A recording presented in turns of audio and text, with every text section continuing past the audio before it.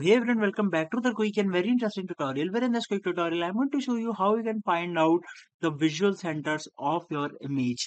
Now, in order to do it, all you need to do is to just simply open any of the browser you have, and here you have to search for uh, javier.xyz/visual dash center dash. Just simply go over there, and here you're gonna see a website will open right in front of you. Be very careful with the URL. Now here all you need to do is to just simply upload your image of which you want to find the visual center.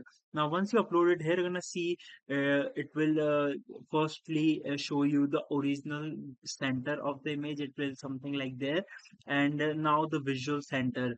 uh, it's just like how the audience will, or how a viewer will watch your image and find the visual center for you.